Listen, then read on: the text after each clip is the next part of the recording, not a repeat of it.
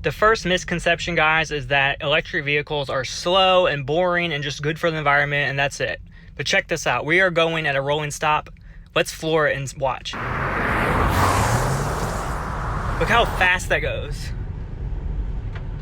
So guys, ever since I got my Tesla Model 3, a lot of my friends, family, subscribers, viewers, whatever, have been asking me a lot of questions about Tesla, and I think there's a lot of misconceptions out there about Tesla and EVs in general. So I've actually compiled like a huge list of questions, comments, concerns. I've put them in order. I have different categories. So I have questions about charging and range. I have questions about maintenance. I have questions about environmental impacts. I have questions about costs. How often do you really have to charge it? Also, does the battery drain after it isn't in use for a while? So charging EVs is kind of interesting because like this Tesla Model 3 has 325 miles of range. But what I do, anytime I come home, I just plug it in. Because when you plug it in, it charges the battery, but you also set your max charge. So right now on my car, I set it between 80 and 90%. That way you can never overcharge it, the batteries don't get strained, and also when you plug it in, it allows the car to regulate its temperature more. So when my car is plugged in, I will notice that I hear it on because it's cooling the batteries, thus prolonging the life of the battery. So basically, if you can keep it plugged in all times, that's great. If not, like if it's just chilling in a parking garage or at work, it's fine. And there is minimal vampire drain on Teslas or any electric vehicle. So that's just something to keep in mind. If you're going on a trip, like say if you're going on a cruise, don't go park in a parking garage for a week and you're on like 10% battery. At least be charged up before that. So guys, this is how I charge when I get home. We back up into the garage. You can see the mirrors actually point down when you back up, which is super handy. I can make sure I'm not hitting anything. But I kind of know, like, I back up to that dirty mat right there, and when the tip of it touches the mat, I know I'm good. And then to put the vehicle in park, guys, you just press here. That puts it in park. And then I need to open up the charging port. So I just press this. That opens the charger. You can see the battery power and everything. That's pretty good because I did drive over 50 miles today.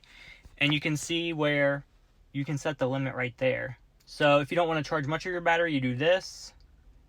That's up to daily limit, and that's trip limit right there. So I just keep it at the top of the daily limit. And again, we use this button to get out. And here is my charger. This is the adapter right here that works with Tesla. And you just push it in right there. And you can see it says 2 hours, 55 minutes to go. And you can see it's speeding up, 18 miles of charge per hour. It's slowly speeding up as like the battery conditions. So now it's charging at the full 30 amps. Charge time remaining still about the same. So I'd say very good. I was driving all freaking day filming this video, and I only have to charge it for 3 hours to get all the juice back. I'd like to know more about how your day has changed compared to driving a gas-powered car. Do you have any more planning to find stations? How is it accounting for charging times in your day-to-day? Have you adjusted your trips based on range limitations? So basically with this particular Tesla, having 325 miles of range, my day-to-day life has not been affected coming from a gas vehicle. Honestly, it's been improved because every morning I wake up, I have a full tank of gas, and that is amazing. Just like not having to stop for gas after work or before work that can't be stressed enough. That's super awesome. As far as my day-to-day life, like I said, it's unaffected or even better. If you're going on road trips, 325 miles is still a lot. So I can drive several cities away and back on a charge. But then in the event that you have to go farther, there's Tesla superchargers that you can locate built in on your screen, and it tells you when to stop. And there's also other chargers too, so you don't have to use Tesla chargers. That's the big thing that a lot of people don't realize. Just because there aren't Tesla chargers in your area, don't mean that you can't have a Tesla, because there are other chargers that will work just fine. They just may not be as fast. What do you do if you don't have a garage to charge it conveniently? So that's one aspect where an electric vehicle may not be for you. It just depends on your lifestyle and where you live at. So if your work has chargers, like that should be great, because even if you charge at a slower pace, like a level 2 charger, like 30 amps, that should still be enough to charge your Tesla every single day from a pretty low percentage. If you don't have somewhere that you go regularly that has chargers, then basically your only options are superchargers pretty frequently, or just like drive until you find another charger and just letting it sit. But what I want people to do, like, do not buy an electric vehicle just because it's trendy, just because you want one. Like, definitely buy one because it helps improve your life.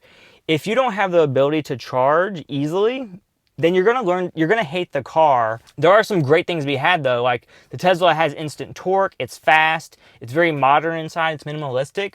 So I mean, there are people that would be willing to sacrifice, going somewhere to charge every day if they didn't have that at home or work or wherever. But I think charging at home is a big thing, so just keep that in mind before you buy one. I've had a lot of people tell me that you can't travel with them. Yeah, so that's a big misconception with Tesla. It's like people think about the range and say, oh, that's pretty good, I could go this far. But just like with gas, you don't have to be limited by what's in your tank or your battery. With superchargers, you can charge, your full battery in about 40 minutes. And if you do a trip, it will strategically tell you how much to charge at each location. So you may not really need to charge that long. You could charge for 15 to 20 minutes. But just keep in mind, like when you're driving a very long distance, you typically are going to stop for food and drink and use the bathroom. And that's where these charging spots come into play. So your life isn't really affected much. How do you charge it at home? So there's a bunch of different ways to charge a Tesla at home. Say you bought a Tesla, you haven't done anything at all, like you just drive home, you're ready to plug it in. So it comes with a mobile connector. So you have two options. You can charge with the 120, where you just plug it into a normal wall, like the same type of wall socket that you would charge your cell phone in. But that's going to get you like very little range, like 2 to 3 to 4 miles of range per hour. I would not do that because you're going to be miserable. It will take several full days to charge your car that way.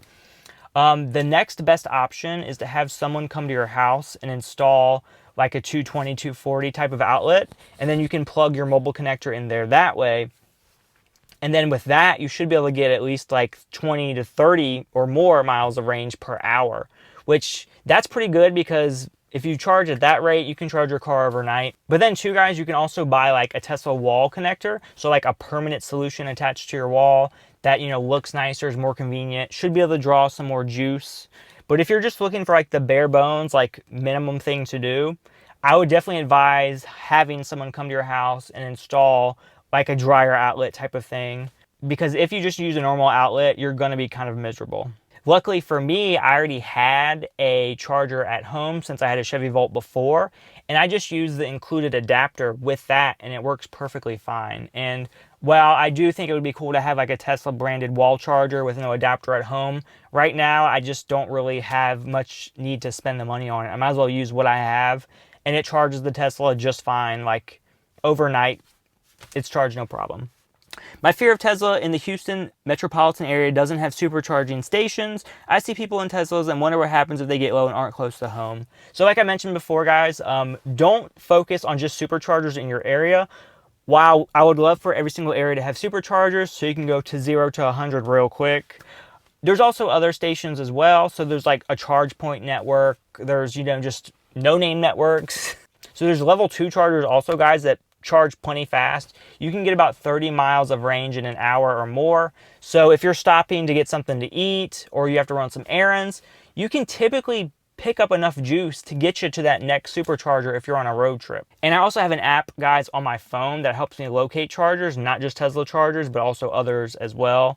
So that's great. Also, just another misconception, guys, that people that aren't very familiar with Tesla know, like, they don't take gas at all. So underneath the front is storage, underneath the back is storage, underneath me is batteries and the motor. There's no engine, there's no fuel tank, there's no carburetor, there's no alternator. Like, I'm not a car guy, but basically anything, every single part in a car that you're familiar with probably isn't there.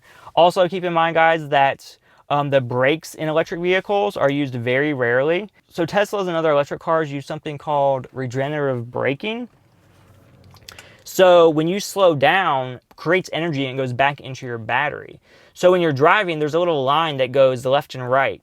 When the line goes left, it means you're charging your battery through regenerative braking. When it goes right, it means you're using battery. So if you're in stop and go traffic, you can go a long ways. Just because the Tesla is rated at 325 miles for me, I could in theory go 400 plus miles if I'm in stop and go traffic, going downhill, stuff like that. So the 325 miles is just like an average estimation. Also another one, batteries take a long time to charge, limited by range on battery. I've kind of covered that. So superchargers, of course, will charge your Tesla the fastest. The newest superchargers can charge of a rate up to 1,000 miles of range per hour. Obviously, there's no Tesla with 1,000 miles of range, so your car will be charged in way less than an hour. But then too, there are level 2 chargers. Use the ChargePoint app. There's tons of websites to locate chargers that may or may not be Tesla branded. How inconvenient is it to find a charger in public compared to driving to a gas station?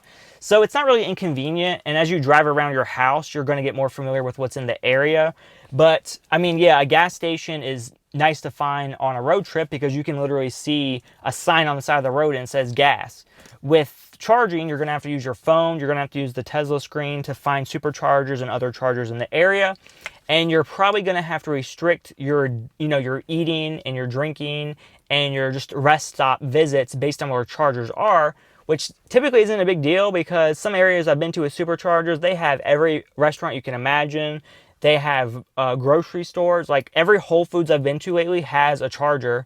It's a level 2 charger, but by the time you get in and out, you're going to have at least like 30 to 50 miles of range on your battery, and for the most part, like right now, a lot of those chargers are free. So you're getting free gas because that's a big plus too.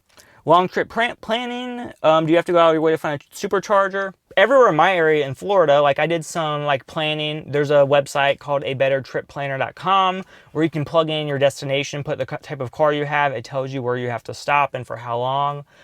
Every location is going to be different, but in my opinion, where I live at in Florida, I can drive from northern Florida all the way to Key West without much of a problem. There's even a charger in the Keys. There's destination chargers in Key West.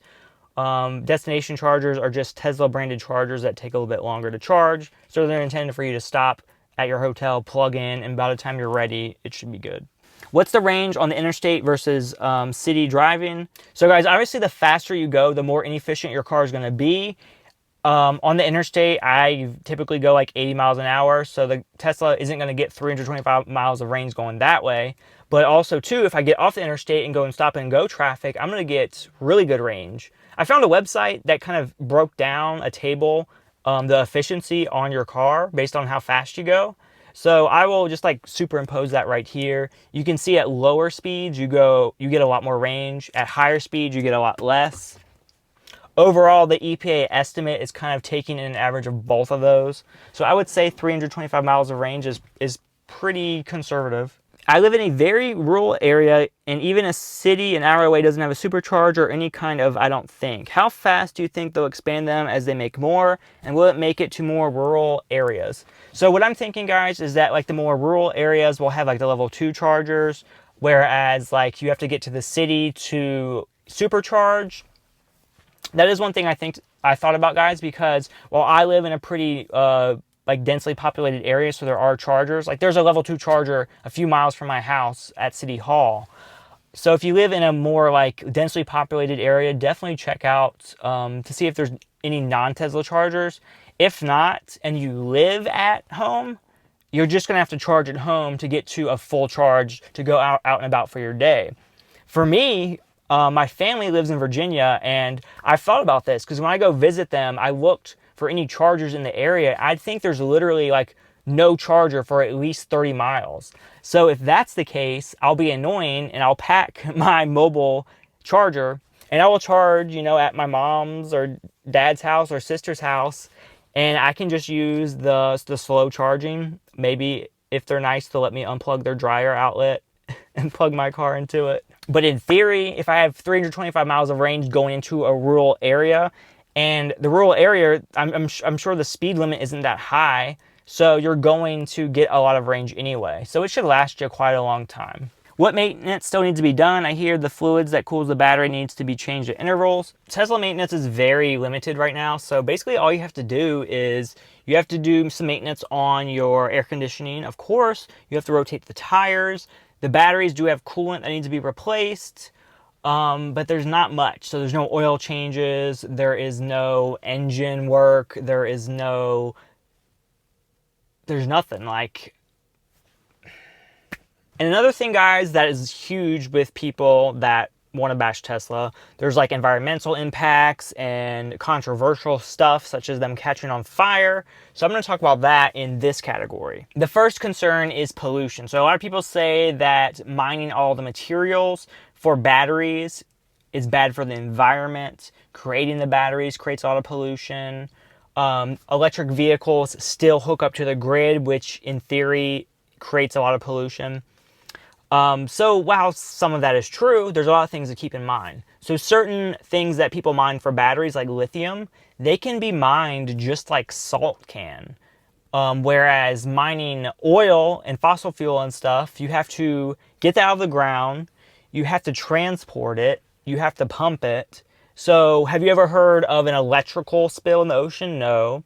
Have you ever heard of an electric fuel truck getting into an accident on the interstate and spilling everywhere? No. So yeah, like just like the creation of energy is way more clean and has a lot less chances of infecting the environment down the chain. So the oil spill in the Gulf could have been prevented if we didn't use oil. If you see a tanker overturn on the interstate and they have to clean it up in a hurry, that would never happen. One thing to keep in mind, guys, as people continue to buy electric vehicles and as the push to clean energy gets more and more apparent, the creation of energy is going to get more clean as well. So right now, your electric company, they may or may not produce electricity from turbine, wind, or solar energy. So guys, don't also forget that you can buy solar panels for your house, and in theory, the sun could power your house and your car. Tesla makes solar panels. They also make solar like shingles to replace your roof fully. And they also make something called a power wall where your house can have backup power for days after the power going out. So you can, 1, create energy from the sun, 2, store it, 3, sell it back to the grid for other people to use, which is in turn clean energy for other people. And if the power goes out, say to a hurricane or a storm, your house will be going for days and days, even if it's cloudy out. If it's sunny out, then you just create more energy for free. And then another thing, guys, there's a huge controversy about Tesla catching on fire. Oh gosh, there's batteries down there. They're super flammable, they're dangerous. But in reality, guys, more fuel vehicles catch on fire than battery-powered vehicles. It is true that once the battery catches on fire, it's a lot harder to put out. Tesla even has like recommendations on how much water you need to put out the batteries. But that's just going to be a reality right now. From all the stories I've heard about a Tesla catching on fire, especially the Model 3s, they've caught on fire from another source. So like I heard about a Tesla that caught fire in a garage, but the garage itself caught on fire and then caught the Tesla on fire. And the moment that you hear Tesla on fire, like the media just takes it. So also, guys, I'm going to go over the features, the interior, stuff like that. So a big thing that Tesla doesn't have, it doesn't have Android Auto or Apple CarPlay, which I was actually like stressing about. So their built-in software is really good, guys. Like they have Slacker radio that streams from the LTE, so you don't have to connect your phone to it. You can do Bluetooth streaming from your phone, so you can use Spotify just the same. I think it's really good. I don't have much complaints. And then you can use the knobs on the steering wheel to control it, like the volume and stuff. The only thing is, like, there's not like a really built-in way that I've found yet to like send text messages and read text messages. Apple CarPlay was way better for that, like seeing all your messages and stuff. But in reality, like sending text messages and reading them through Apple CarPlay was probably one of the most distracting things about the experience. But like I typically just used it for music, and on my Volt at least, it was very spotty. Like I would plug in the cable because my Volt only did CarPlay over the cable, not Bluetooth. And it would be hit or miss, like if it would connect to the phone, sometimes the music would stop. Whereas this is super reliable. Like I can use Slacker for LTE streaming. I can use my phone streaming. I believe you can even connect like a dongle to the USB connectors and play music that way as well. So there's a lot of options. This screen is amazing. Like there's probably a whole nother video I could do on this screen even. And someone did ask, like, did I hook an iPad up to it? It looks like an iPad for those that have never heard of a Tesla or never been in it, but that's kind of a compliment because this thing is, it acts just like an iPad. Like it's multi-touch, it's super smooth. It's honestly the best experience I've ever had in a car. Like the reason I used Apple CarPlay and Android Auto in my other car was because the UI sucked. I hated looking at it. It looked like it was from 10 years ago. Whereas the Tesla interface is very clean and has good lines and it's high res. So like that's what I wanted from Apple CarPlay, and it's already here and more. So I'm not missing it really. How do you get into your car if your phone is dead? So what people may or may not realize, your phone is actually your key to your Tesla. You just keep it in your pocket and you can unlock your doors. When you leave, the car will automatically shut off. You can open the trunk, the front. You can turn on the AC from it. It does everything. If your phone is dead or you forget your phone, there is a little key card that you use. So you use this key card that's similar to a card you would get from a hotel. You just tap it on this pillar right here to get in, and then you put the card underneath the little center console area to start the car. And that's it. Some people like the cards, some people don't.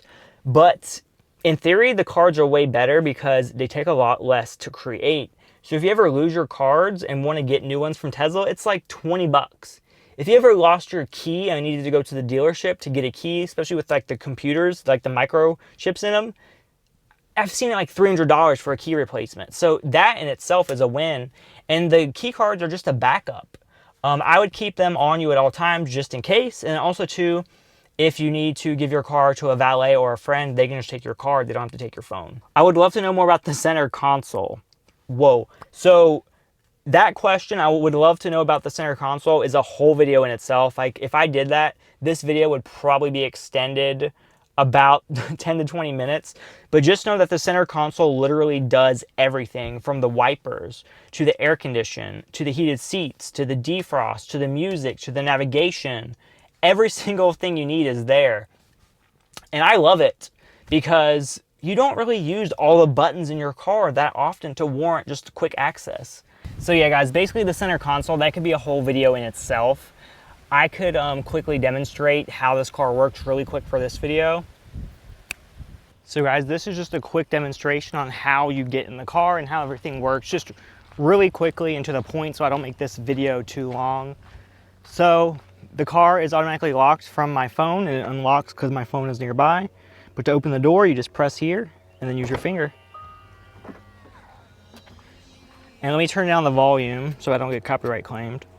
And yes, I've used my car, I got dirty mats. And once you're in the car, guys, you can kind of see, like, this is it. Like, this screen is all there is. Besides a few little knobs on the steering wheel. Besides some window controls and a door release button. That's really it. So you can open the trunk and the front and the charge port, all right there. You can set the wipers to auto or off or manual. You can see your charging statistics. You can check out your backup camera right away. If you click the car icon, you can kind of see all the basics, quick controls, lights, locks, display, driving, autopilot, navigation, safety and security, service. And then also too, there's music controls. So this is the built-in Slacker radio with LTE that's built in, or you can hook up your phone to Bluetooth or just old-fashioned radio too. And then one thing that really impresses me, guys, is the AC. So the AC you can see is visualized. It comes through this long slit on the dash. So the AC can come out anywhere. You can even split it into two, bring it back, split it.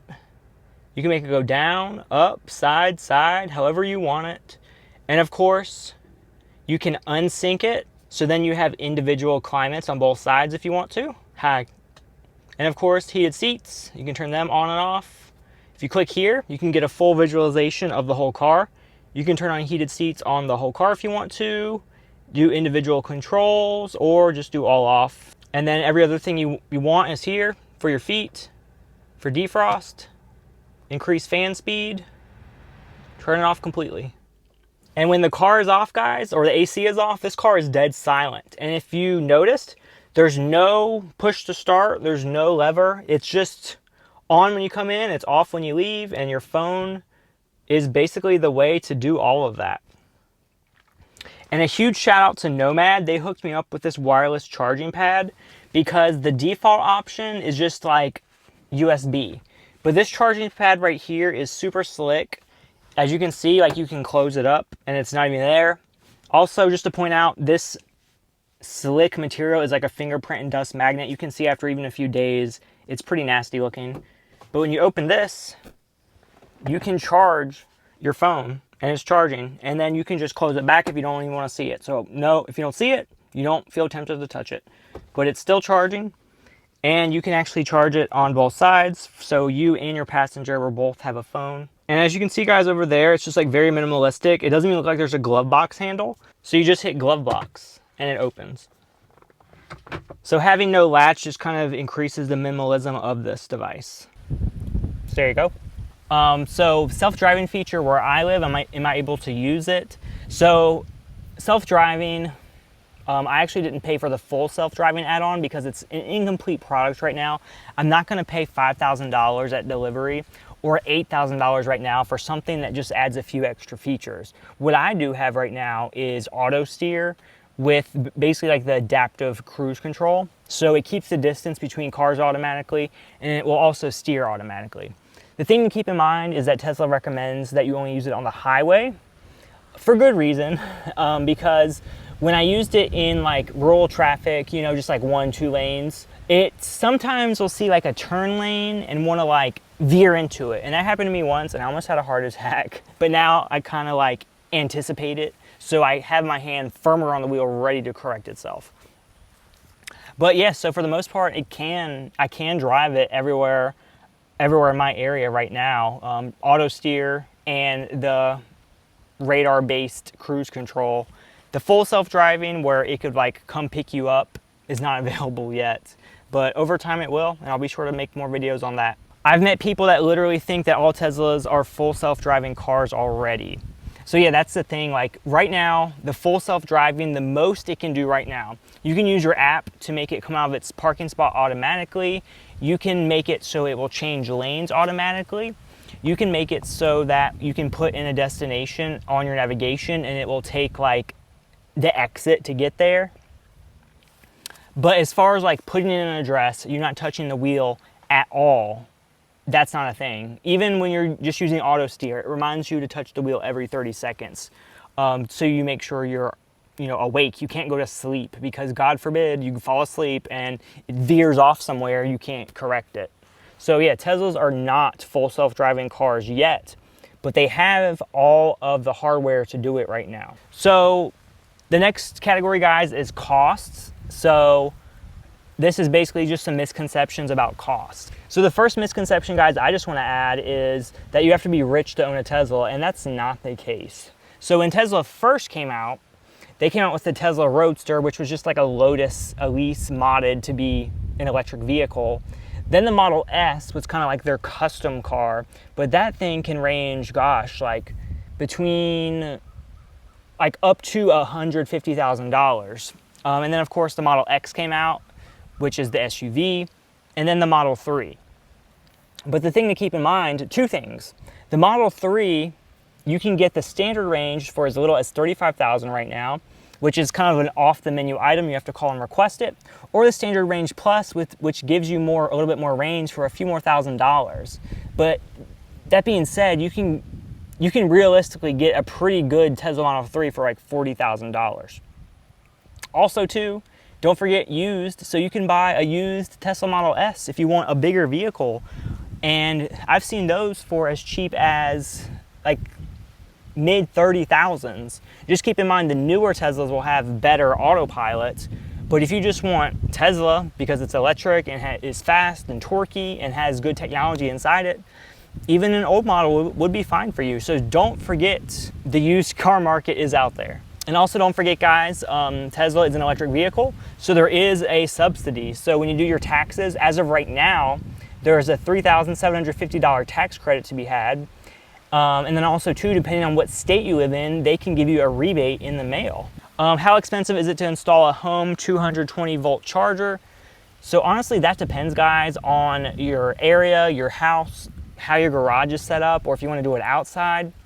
So at my house, I have the breaker box on one side of the garage, but I wanted the plug on the other. So obviously it's going to cost more money to put the breaker in and then do the cord up in the attic and then down. So, but even that guys was like, it was like $300 to put in the 220, 240 dryer outlet type of thing. What's the impact on the home electric bill? So just like any other car guys, your energy that you pay, whether it's gas or electric, just depends on your driving. So I have not had a Tesla long enough to really judge that, but when I had my Chevy Volt for almost a year, it was very negligible. So like compared to last year, I don't even see an increase in electricity. But with the Tesla, say if I drove, 300 miles every day, I would definitely see an increase. But the thing to keep in mind, guys, if you look at the EPA estimated ratings of the Tesla Model 3, it gets like 130 miles per gallon estimate. So basically figure out what your current car uses in gas. So if your current car is like 30 miles per gallon and the Tesla is 130 miles per gallon, that's a crazy difference. So basically take that difference, divide that by your total gas bill, and that's going to be the amount put into your electric bill. So if you spend $100 on gas a month, you're probably going to spend like $25, if that, in electricity per month. And also guys, keep in mind too, different areas, the electricity is different cost, and there's also off peak hours. So you can basically charge your Tesla during off-peak hours when less energy is being used. Definitely look into that. It just depends on your area and the electric company if that's going to benefit you or not. And just another question, won't my electric bill skyrocket? Same thing, no, it won't. So basically subtract, just figure out what you're paying in gas, and there's no way, anyway, that you're gonna spend that much money on electricity. You're gonna spend several factors less. And guys, if you haven't seen my other video where I compare my Tesla to my Chevy Volt and tell you why I was wrong about purchasing the Volt to begin with, I'm gonna put that video right there. I'll put another video right there, and then you can subscribe to me. I'll put my head somewhere right here. Have a great day. See you later. Bye.